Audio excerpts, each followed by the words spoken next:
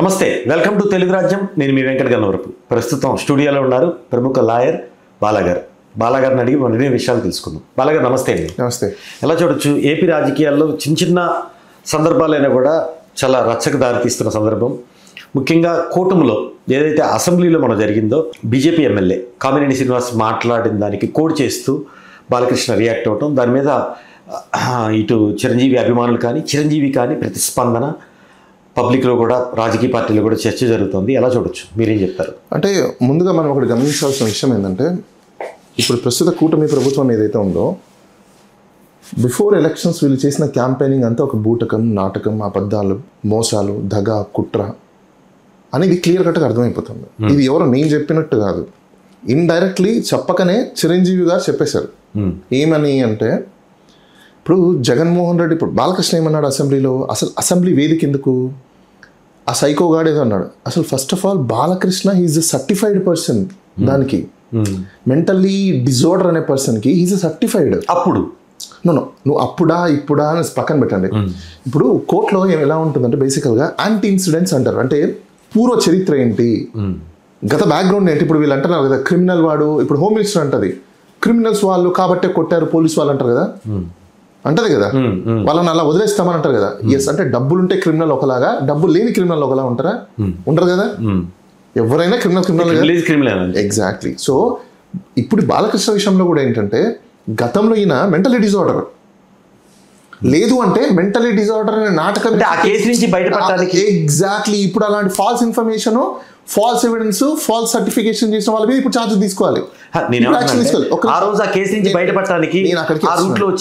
అదే అంటాను, ఆ రూట్ లో వచ్చారు అనేది ఒకవేళ నిజం అయితే, వీళ్ళు కోర్టుని తప్పు ఎవిడెన్స్ ప్రొడ్యూస్ చేసి కోర్టుని తప్పుదావ పట్టించి కోర్టుని మిస్లీడ్ చేసుకొని వీళ్ళు దాంట్లో అక్విటల్ అయ్యారని చెప్పేసి వాళ్ళ మీద ఇప్పుడు కేసు పెట్టాలి మళ్ళీ. ఎందుకంటే ఫాల్స్ ఎవిడెన్స్ క్రియేటెడ్ కదా. ఆ డాక్టర్ ఎవరైతే సర్టిఫై చేశాడో, ఓపెనింగ్ సీక్రెట్ కదా. ఓపెనింగ్ సీక్రెటా క్లోజ్డ్ సీక్రెట్ అనేది కాదండి. పాయింట్ ఏంటి, కోర్టు దగ్గరికి ఏం ఎవిడెన్స్లు వచ్చాయి, ఏం డాక్యుమెంట్ ఉన్నాయి, దాని మీదనే వెళ్తుంది కోర్టు. అవునా? ఇప్పుడు అది ఓపెన్ సీక్రెట్ అనేది ఒకవేళ బయట నిజమైన ఒప్పుకుని తెలిసింది అనుకోండి, సపోజ్, దాన్ని సుమోటో కిందనో లేకపోతే ఎవరైనా అప్లికేషన్ పెట్టో దాన్ని చేయించాలి. ఎందుకు? ఇప్పుడు ఇతను మెంటల్లీ డిజార్డర్ అని సర్టిఫికేట్ తెచ్చుకున్నాడా లేదా? అవును, అప్పుడు సర్టిఫైడా కాదా? ఫస్ట్ పాయింట్ వచ్చింది. మరి మెంటల్లీ డిజార్డర్ అయిన సర్టిఫైడ్ అయిన పర్సన్ని, అన్సౌండ్ పర్సన్ని ఏ విధంగా ఎలక్షన్స్ లో కొనసాగుతున్నారు, ఏ విధంగా ఎలక్షన్స్ లో ఎన్నుకుంటున్నారు, ఏ విధంగా ఎలక్షన్స్ లో గెలిచి అసెంబ్లీలో కూర్చోబెట్టి మాట్లాడుతున్నారు. మీ రూల్స్ లోనే ఉంది కదా అన్సౌండ్ పర్సనాలిటీస్ ని ఎంటర్టైన్ చేయకూడదని చెప్పేసి అని. కానీ పబ్లిక్ యాక్సెప్ట్ చేశారు. నేను అదే అంటున్నా, పబ్లిక్ సిస్టమ్ యాక్సెప్ట్ చేసింది. సార్ ఇక్కడ ఒక విషయం చెప్తాను, పబ్లిక్ రీజనబుల్ ఎక్స్పెక్టేషన్ అనేది ఉంటుందండి, రైట్? ఈ రీజనబుల్ ఎక్స్పెక్టేషన్స్లో బాబాసాహెబ్ అంబేద్కర్ గారు ఏం చెప్పారంటే, పొలిటికల్ పార్టీస్ ప్రామిసెస్ ఏవైతే ఉన్నాయో ఆ ప్రామిసెస్, రీజనబుల్ ఎక్స్పెక్టేషన్స్, ప్రజలు ఎవరికైనా కూడా మీరు ఏం చేస్తారో చెప్పండి, వాళ్ళు నమ్మితే మీకు ఓట్లు వేస్తారో అని చెప్పారు. వీళ్ళు చెప్పి నమ్మించారు. ఓకే, ఈ నమ్మకాన్ని నిలబెట్టుకోవాల్సింది ఎవరు? వీళ్ళు. ఎందుకు వాళ్ళ మీద కేసులు పెట్టట్లేదు అంటే, రెండు విషయాలు ఉన్నాయి ఇక్కడ. 5 ఏళ్ల తర్వాత మీకే పవర్ ఉంది, మళ్ళీ వాళ్ళకు శిక్ష వేయాల్సిన అక్కర్లేదు, మీరు ఓట్లు లేకపోతే అదే పెద్ద శిక్ష వాళ్ళకి, అందుకు మించిన శిక్ష లేదు. కానీ అప్పట్లో బాబాసాహెబ్ అంబేద్కర్ గారు ఇంకొకటి కూడా చెప్పి ఉండాల్సింది, ఈ 5 సంవత్సరాలలో 2.5 సంవత్సరంలో చేయకపోతే వీళ్ళ మీద క్రిమినల్ యాక్షన్ తీసుకోండి అని చెప్పేసాను. ఎందుకు చెప్పనా? వాళ్ళ బతుకు భవిష్యత్తు పోతుందా? 5 సంవత్సరాలు పోతుందా? దాన్ని ఎవరు తీసుకురావాలి? ఇప్పుడు దాన్ని సవరించాల్సిన అవసరం కూడా ఉంది. 5 సంవత్సరాలలో మీరు 2 సంవత్సరాలు కానీ చేయలేకపోయి ఉంటే దీనివల్ల ఒకటి జీవితం నాశనం అయిపోతుంది, సమాజం యొక్క భవిష్యత్తు నాశనం అయిపోతుంది, భావి తరాలు నాశనం అయిపోతున్నాయి, యువత భవిష్యత్తు నాశనం అయిపోతుంది. సో వీళ్ళ మీద యాక్షన్ తీసుకోవాలి కదా. మీ నెగ్లిజెన్సీ, నీకు చేత కాకపోతే రాక పాలిటిక్స్లోకి. పాలిటిక్స్ అర్థం ఏంటి? People litigation management. అంటే పబ్లిక్ ఉన్న ఇష్యూస్ని వాటిని అడ్రస్ చేసి మేనేజ్ చేసి గవర్నమెంట్ ద్వారా పనులు చేయించి పబ్లిక్ని సుభిక్షంగా, సంతోషంగా, సుఖంగా చూసుకుంటే బాధ్యత మీద. అదే కదా మీరు చేయాలి. అది పక్కన పెట్టేసి మీరు మిగతా పనులన్నీ చూసుకుంటే, ఇప్పుడు అసెంబ్లీలో అసలు ఆ టాపిక్ అవసరం ఉందా? కామినేనికి కానీ బాలకృష్ణకి కానీ నీకు అసెంబ్లీ పెట్టింది దేనికోసం? నీకు అసెంబ్లీకి వెళ్ళడానికి, రావడానికి, చేయడానికి సెక్యూరిటీ డబ్బులు ఎందుకోసం ఇస్తున్నాం?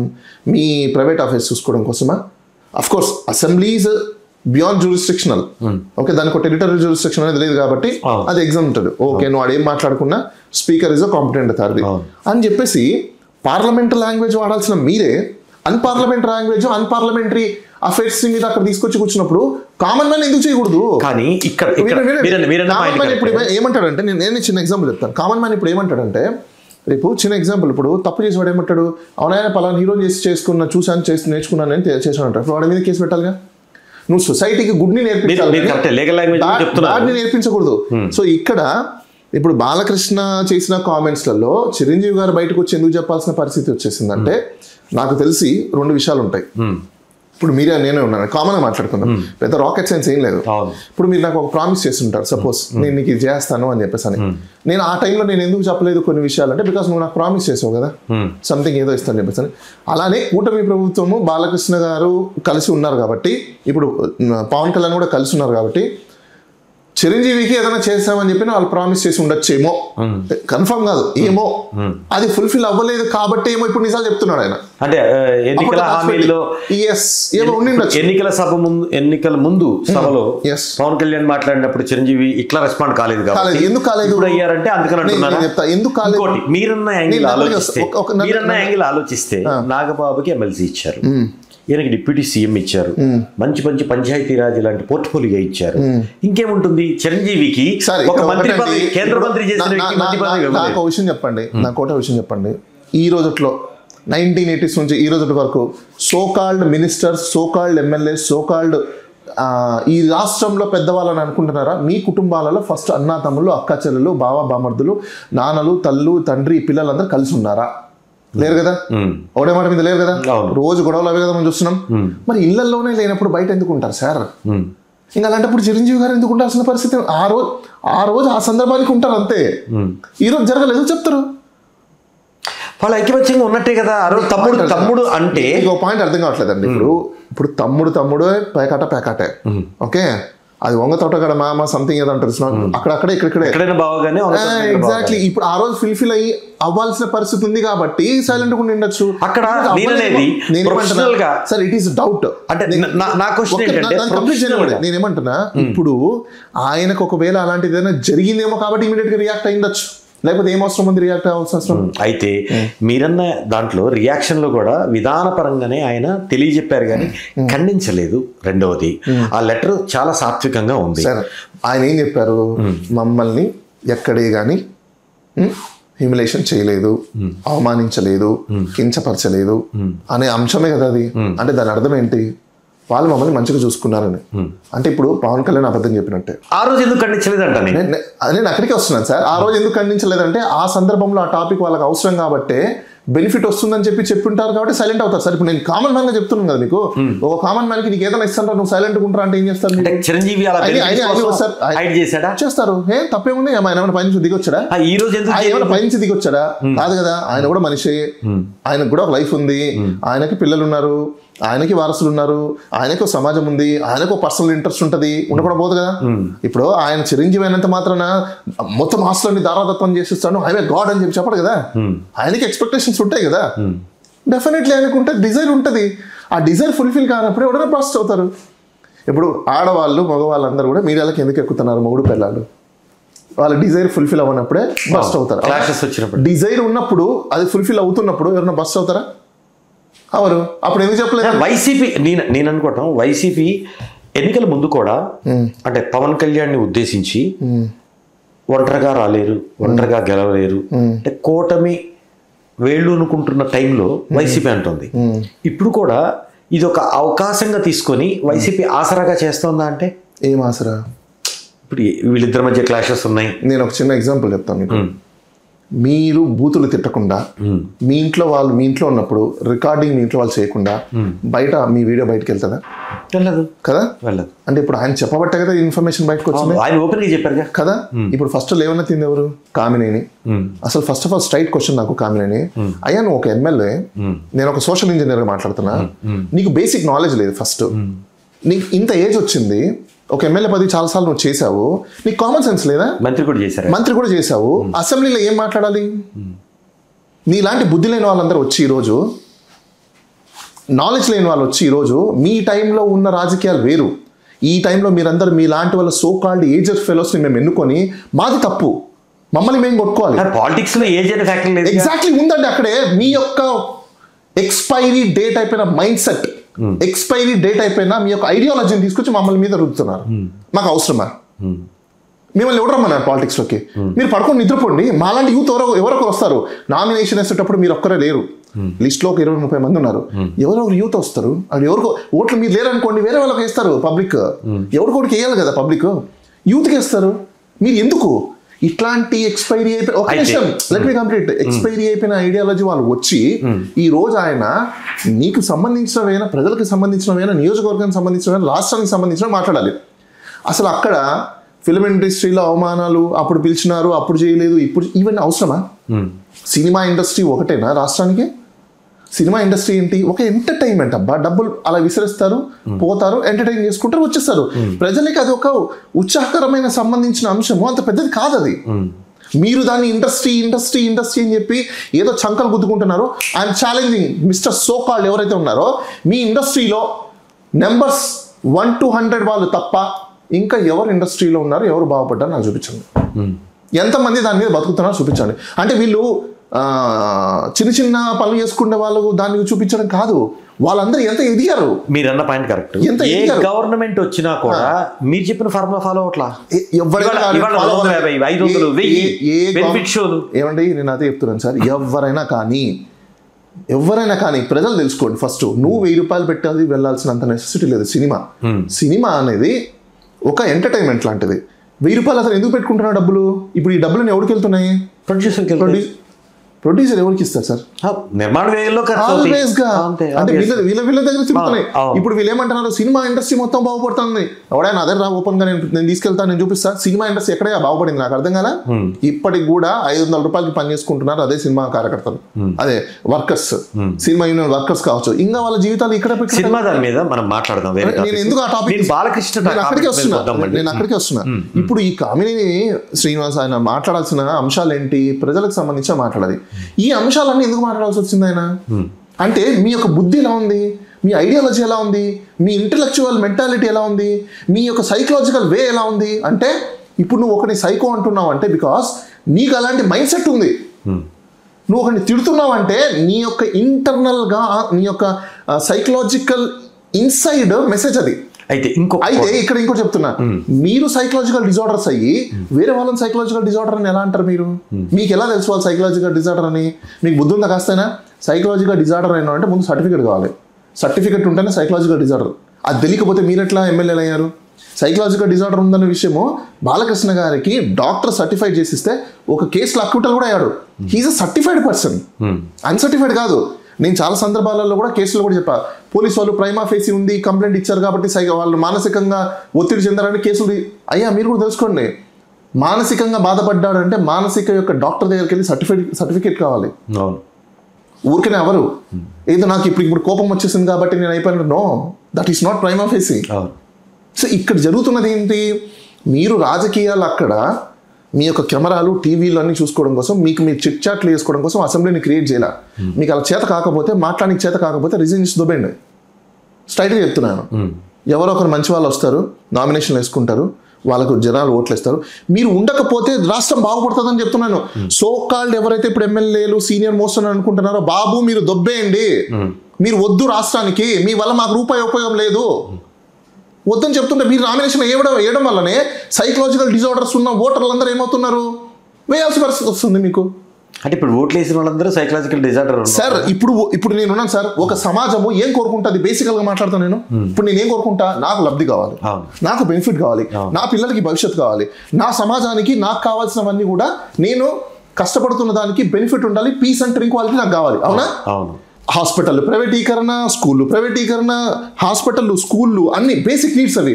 నేను సంపాదించే సంపాదన హాస్పిటల్కి స్కూళ్ళకి బేసిక్ నీడ్స్కి 70% వెళ్ళిపోతుంది కదా. నాకు ఆ 70% మిగిల్చిపెట్టే గవర్నమెంట్లు కావాలన్నా, లేకపోతే ఆ 70% కంటే డబల్ ఖర్చు పెట్టే గవర్నమెంట్లు కావాలన్నా? ఎవరన్నా కోరుకుంటారు అట్లా? కోరుకోరు. మరి అలాంటప్పుడు ప్రజలు అలా కోరుకుంటున్నారంటే అర్థం ఏంటి? ప్రజలు అలా కోరుకుంటున్నారు మరి అంతే కదండి. ఇప్పుడు నీకు ఇప్పుడు ఎవరైనా డిజార్డర్ ఉన్నట్ట వాళ్ళు చేసే పని మంచిదని యాక్సెప్ట్ చేసినట్టు. మళ్ళీ మీకు పాయింట్ అర్థం కాదు. ఎట్లా సార్ మంచి? ఏ విధంగా మంచి? వాళ్ళ పాయింట్ ఆఫ్ వ్యూ. అరే మీ ఎట్లా అంటే ఒక కార్కి గుద్దేస్తారంటే మంచి, అది బిల్డింగ్ పైన ఒకటి దూకుతా అంటారు సార్. ఎగ్జాంపుల్ చెప్తాను నేను. దూకడం చచ్చిపోతాడు అందరికీ తెలుసు కదా. ఆ దూకడం మంచి అని ఒప్పుకుంటారా మీరు? అంటే ఇప్పుడు మీ ఉద్దేశం దూకడం ఒప్పుకున్నారంటే మీ మైండ్ సెట్ ఏంటి? మనిషి బతుకుతున్నాడు అంటే ఎస్ నీ మైండ్ సెట్ మంచిది. దూకితే చచ్చిపోతాడని తెలిస్తే నువ్వు మళ్ళీ దూకొచ్చు కరెక్ట్ అని చెప్తున్నావు అంటే నీ మైండ్ సెట్ ఏంటి? దాన్ని యాక్సెప్ట్ చేసినట్టు కాదు. దాన్ని యాక్సెప్ట్ చేసావు అంటే నీ మైండ్ సెట్ ఏంటి? సైకలాజికల్ డిజార్డర్ కదా నువ్వు. నీకు బెనిఫిట్ వచ్చేది నువ్వు యాక్సెప్ట్ చేస్తున్నావు. ఇప్పుడు మీకు ₹1,00,000 జీతం వస్తుందండి, ₹1,00,000 జీతం వస్తుంది కదా అని చెప్పేసి అని ₹1,00,000 దగ్గరికి వెళ్తే మీకు బెనిఫిట్ వస్తుంది కాబట్టి మనం యాక్సెప్ట్ చేయొచ్చు. ఇంకొకటి ఎవడో వచ్చి ₹10,000 పిలుస్తుంటే మీరు ₹10,000 దగ్గరికి వెళ్తారంటే మీ మైండ్ సెట్ ఏంటి? మిమ్మల్ని ఏమనాలి అప్పుడు? సైకలాజికల్ డిజార్డర్ అనాలా కాదా? డిజార్డర్ లేకపోతే మీరు ఏం ఆలోచిస్తారు? రైట్ వేని ఆలోచిస్తారు, బెనిఫిట్ని ఆలోచిస్తారు. మీరు బెనిఫిట్ని ఆలోచించకుండా మీ యొక్క డెవలప్మెంట్ని అడ్డుకునే విధంగా మీరే డిజాస్టర్ అయిపోయే విధంగా ఆలోచిస్తున్నారంటే మీ మైండ్ సెట్ ఏంటి? మీరే చెప్పండి. ఇప్పుడు ఒక జర్నలిస్ట్గా నాకు ఆన్సర్ చేయండి. ఇప్పుడు మీరు ఒక జర్నలిస్ట్గా మీరు అలా వెళ్తున్నారంటే దాని అర్థం ఏంటి? వెళ్ళను అసలు అట్లా. మీరంటే యూజువల్గా చెప్పండి, అలా ఒక వ్యక్తి వెళ్తున్నారు కదా. ఇప్పుడు కాబట్టి ప్రజలు ఎవరైనా కూడా ప్రభుత్వాలు వచ్చి మంచి చేయాలని కోరుకుంటారా లేకపోతే చెడు చేయాలని కోరుకుంటారు? మరి ఎప్పుడైనా ప్రభుత్వం అన్ని అండర్టేకింగ్ తీసుకొని ప్రభుత్వం ప్రజలకి మనం డిబేట్ అవుతున్నాం. నేనేమంటున్నానంటే బాలకృష్ణ కామెంట్ ఇష్యూలో ఇక్కడ ఒక కోణం మీరు చెప్పారు, నేను ఇంకో కోణం నుంచి ఏం ఆలోచిస్తున్నానంటే, సరే ఈ పొత్తులు ఇవన్నీ కాదు, జగన్ అనేది అభ్యంతరకరం అనేది ఎవరైనా చెప్పేదే, అది ఎవరన్నా అభ్యంతరకరమే. ఆ పదజాలం ఎక్కడైనా అనకూడదు. వ్యక్తి అనేది పక్కన పెడితే ఆ కుర్చీకి గౌరవం ఉంటుంది. ఆయన మాజీ అయినా కూడా ముఖ్యమంత్రిగా ఉన్నారు, ఒక రాష్ట్రానికి పెద్దన్న ముఖ్యమంత్రి అంటే. సో అది కాసేపు పక్కన పెడితే ఆ ఇష్యూ. ఇప్పుడు క్రెడిబిలిటీ అంతా పవన్ కళ్యాణ్కి పోతుంది పాలిటిక్స్లో. ఎందుకంటే చంద్రబాబు తర్వాత ప్లేస్లో ఉన్నారు. సినిమా ఇండస్ట్రీలో కామినేని కోట్ చేసిన దాని ప్రకారం ఆయన గట్టిగా అడిగారు, గట్టిగా అడిగి సాధించుకున్నారని కామినేని కోట్ చేయడం ద్వారా ఆయన ఈగో క్లాష్ అయిందా, ఉక్రోషంతో మాట్లాడారా? అంటే సార్ ఒకటి, ఇప్పుడు ఈగో ఎవరిది క్లాష్ అయినట్టు? బాలకృష్ణది. ఎందుకు క్లాష్ అయింది బాలకృష్ణది? నేనేమంటున్నానంటే ఏం సంబంధం? ఇటేమో తెలుగుదేశం పార్టీలో చంద్రబాబు తర్వాత పొజిషన్లో ఉన్నది పవన్ కళ్యాణ్, ఎవరు అవునన్నా కాదన్నా. సినిమా ఇండస్ట్రీలో ఇద్దరు సమకాలీకులు అయినప్పటికీ కూడా ఇక్కడ సభలో, నిండు సభలో ఒక మాజీ మంత్రి ప్రస్తుత ఎమ్మెల్యే చిరంజీవికి మైలేజ్ వచ్చే విధంగా మాట్లాడటం కామినేని శ్రీనివాస్, అది తట్టుకోలేక ఉండొచ్చు కాదా? ఎగ్జాక్ట్లీ కరెక్ట్గా వచ్చారా మీరు? ఇప్పుడు పాయింట్కి వచ్చారు మీరు కూడా. నేనేం చెప్పాను, ఒకరి డిజైర్ని ఒకరు ఫుల్ఫిల్ చేస్తున్నప్పుడు వాళ్ళకి అది నచ్చకపోతేనే ఎవరన్నా బర్స్ట్ అవుతారని చెప్పాను, అవునా? లేదా తట్టుకోలేక అన్నారా? లేదా పవన్ కళ్యాణ్ కూడా సభలో అన్నప్పుడు చిరంజీవి స్పందించలేదు అంటే నిజంగా పవన్ కళ్యాణ్ కోడ్ చేసిన దాన్ని బేస్ చేసుకుని అన్నారా? ఇక్కడ మీరు అటు తీసుకున్నా ఎటు తీసుకున్నా ఒకరికి డిజైర్ ఫుల్ఫిల్ అవుతున్నప్పుడు ఇంకొకరికి నచ్చకపోతేనే వాళ్ళు బర్స్ట్ అవుతారు. అది ఒక కోణము ఒకటి, రైట్? ఇప్పుడు ఆయన చెప్పింది ఎవరు అక్కడ? కామినేని. ఆయన కామినేని ఎవరికి క్లోజ్ ఎక్కువగా? బాలకృష్ణకా చిరంజీవికా? చిరంజీవి వాళ్ళకి ఎక్కువ క్లోజ్. సో ప్లస్ అది కాక హాస్పిటల్స్ అంతా గ్రూపింగ్ అంతా ఎవరికి ఉంది? బిజినెస్ గ్రూపింగ్స్ అంతా ఎవరికి ఉంది? ఆల్వేస్ చిరంజీవికి. సో సత్సంబంధాలు ఎక్కువ ఎవరికి ఉంటాయి? యాక్చువల్గా కామినేని హాస్పిటల్స్ ఉన్నాయి కదా. ఇప్పుడు చిరంజీవి గారు వాళ్ళ కోడలికి అపోలో హాస్పిటల్ ప్లస్ ఇంకోటి ఏమున్నాయి? అపోలోను వాళ్ళకి ఇదే కదా మన బి పాజిటివ్ ఉన్నది కదా. సో అలాంటప్పుడు ఆ ఇండస్ట్రీస్ మొత్తం అంతా సరౌండింగ్ ఉన్న వాళ్ళు ఒకరు అవుతారా లేకపోతే సపరేట్ అవుతారా? సేమ్ జోనర్ కాబట్టి ఇప్పుడు మీరు నాకు నచ్చారండి, నా ఫ్రెండ్ మీరు, నేను మీకు సపోర్ట్ చేస్తానా లేకపోతే అపోజ్ చేస్తాను? ఖచ్చితంగా సపోర్ట్ చేస్తాను. దట్స్ ఇట్, అయిపోయింది. అక్కడ ఇంకేముంది? ఇప్పుడు పవన్ కళ్యాణ్ ఉన్నారు, చంద్రబాబు నాయుడు గారికి క్లోజ్, ఎవరికి సపోర్ట్ చేస్తారు పవన్ కళ్యాణ్? జగన్మోహన్ రెడ్డికి సపోర్ట్ ఏం చేయడు కదా. పవన్ కళ్యాణ్ గారు చంద్రబాబు నాయుడుకి సపోర్ట్ చేస్తారు కదా. అంటే ఇక్కడ సపోర్ట్ అనే దానికన్నా సందర్భానుసారం ఆ వచ్చిన సందర్భాన్ని బట్టి, ఏ సందర్భం వచ్చినా ప్రాక్టికల్గా మాట్లాడుకున్నాం. అంటే ఈ ఇల్యూజన్స్ అన్ని మీరు మీడియాలో మీరు చెప్పుకోవడానికి బాగుంటుంది. మీరు ఒక జర్నలిస్ట్ కాబట్టి మిగతా వాళ్ళకి మీరు మ్యానిపులేషన్ క్వశ్చన్స్ చేయడం పనికొస్తుంది. మా లాంటి వాళ్ళు పనికిరాదు, మాకు నిజాలు తెలుసు, మేము గ్రౌండ్లో ఉంటాం. ప్రజలు పాపం తెలియని వ్యక్తుల కంటే ఈ బ్యాక్గ్రౌండ్ ఏం జరుగుతుందో తెలియని వాళ్ళైతే నమ్మేస్తారు, మేము నమ్మంగా. కానీ మాకు రియాలిటీ తెలుసు. ఆ రోజు ఏం జరిగింది అసలు వాస్తవంగా? సరే ఈ కామెంట్స్ ఇవి పక్కన పెడితే 2021 కంటే ముందు ఆయన ఆహ్వానించారు. ఆయన లెటర్లో చెప్పినట్టుగా చిరంజీవి వాళ్ళిద్దరు భార్య భర్తలు ఇద్దరు వచ్చారు కుటుంబ సమేతంగా. ఆమె భారతి గారు వడ్డించారని కూడా చెప్పారు. అంటే ఆయన దాంట్లో మెన్షన్ చేయలేదు కానీ బయటకు వచ్చిన వార్త ఆ విజువల్స్ లో. కానీ అది కామన్ అండి. బేసికల్ గా ఇప్పుడు ఆయన లెటర్ లో తీసుకున్నా కూడా వాళ్ళు ఆయన లెటర్ వరకు ఎందుకండి, మనమే విజువల్స్ చూసాము. అవును, వాళ్ళని మంచిగా స్వాగతం తీసుకున్నారు. మీరు ఒకసారి ఆలోచించండి, deputy chief minister mister Pawan Kalyan యొక్క మైండ్ సెట్ ఎలా ఉందో మీరు ఆలోచించండి. ఒక వ్యక్తి ఇంకో వ్యక్తికి దండం పెట్టిన దాన్ని ఇంత పెద్ద రాజకీయం అరాచకం లాగా చేశాడు అంటే ఈయన ఒక మైండ్ సెట్ ఏంటో ఆలోచించండి మీరు. అది కామన్, మన ఇండియన్ ట్రెడిషన్ లో ఎవరైనా దండం పెట్టడం అనేది ఒక గౌరవప్రదమైనది కదా. దాన్ని రాజకీయం చేశాడంటే ఈ వ్యక్తి ఆలోచన ఏంటో చూడండి. అయితే ఇక్కడ ఒక అంటే మీరు ఒక వ్యక్తికి నమస్కారం పెట్టి, ముఖ్యమంత్రిగా వైఎస్ జగన్మోహన్ రెడ్డి ఉన్నప్పుడు chief PRO if I'm not wrong Srihari, ఆయన మీద కూడా అంటే నేను సోషల్ మీడియాలో మనం చూస్తున్నాం, అతనిదే తప్పు, ఎలాంటి విజువల్స్ బయటికి వెళ్ళాలి లేనిదనేది చీఫ్ పిఆర్ఓ చేతిలో ఉంటుంది. అది అలాంటి పనులు చేసిన అంత తేలిగ్గా తీసుకున్నా కాదండి. అతని మీద ఉదాసీనంగా వైఎస్ జగన్ ఇప్పటికీ ఉన్నారు. అలాంటి వాళ్ళని నా క్వశ్చన్ చెప్పండి. ఇప్పుడు అంటే దండం పెట్టడం తప్ప అంటే అలాంటి విజువల్స్ బయటకు వదలడం కానీ ప్రతి నమస్కారం ఆయన దండం పెట్టినప్పుడు ప్రతి నమస్కారం చేయలేదు, ఆయన మాట్లాడుతున్నారు. నేనే చిన్న ఎగ్జాంపుల్ చెప్తాను చూడండి. ఇప్పుడు కొంతమంది ఎవరు నమస్కారాలు పెడతారు, నేను నమస్కారం పెట్టడం నేను ఇలా అంటా, నేను అది కూడా లేదు కదా. అరే అది ఒక్కొక్కరి వే ఒకరిలో ఉంటుందండి. ప్రతి నమస్కారం పెట్టిన తర్వాత మనిషి సీరియస్ అవుతే అది అనుకోవచ్చు, మనము సీరియస్ అయ్యి తోసేస్తే దొబ్బేస్తే అది అనుకోవచ్చు. నువ్వు నమస్కారం పెట్టినప్పుడు నవ్వుతూ నేను వెల్కమ్ చెప్తే అర్థం ఏంటి? సినిమా ఇండస్ట్రీ పర్సన్ నాకు క్వశ్చన్ చెప్పండి. ఫస్ట్ ఒక కామన్ మ్యాన్ అడుగుతున్నాను, మీరు నమస్కారం పెట్టారు, మీరు నమస్కారం పెట్టిన తర్వాత నేను నవ్వుకుంటూ సార్ రండి సార్ లోపలికి అన్నాను అనుకోండి, వాట్ ఈస్ రెస్పాండ్ అయినట్టే. మరి ఇంకా దానికి అక్కడ కాదు, అంటే కూర్చొని మాట్లాడేటప్పుడు మీరు పెద్దన్న లాంటి వాళ్ళు ఇండస్ట్రీ కన్నతండ్రి పొజిషన్ లో ఉన్నారు, అది దండం పెట్టేటప్పుడు ఆయన తిరిగి ప్రతి నమస్కారం చేయలేదు. మీకు పాయింట్ అర్థం కావట్లేదు అంటే నువ్వు ఆయన ఏం చేయాలో నువ్వు చెప్తావా? ఇప్పుడు ఈయన కూర్చున్నప్పుడు మీరు ఇండస్ట్రీకి మంచి వాళ్ళని ఈయన దండం పెట్టాలి చెప్పాలని అంటే ఆయన మీరు ఇందాక అన్నవాడు కరెక్ట్. వచ్చేటప్పుడు నేను నమస్తే పెట్టాను బాలాగారికి, బాలాగారు రండి అన్నారు, నమస్కారమే పెట్టక్కర్లా, రెస్పాండ్ అయ్యారు. అంటే ప్రతి నమస్కారం కింద లెక్క. ఎగ్జాక్ట్లీ. అయితే కూర్చొని అడిగినప్పుడు మీరు కన్నతండ్రి స్థానంలో ఉన్నారు ముఖ్యమంత్రి అంటే అన్నప్పుడు తప్పకుండా మా ప్రభుత్వము అని ఆయన ఏ రెస్పాండ్ అవ్వాలా నవ్వుతూ ఉండిపోయారు. నవ్వడం అంటే అర్థం ఏంటి? బేసికల్ గా ఒకరి యొక్క భావనని స్వీకరిస్తున్నారని అర్థం నవ్వడం అంటే. తెలుసా ఎవరికైనా?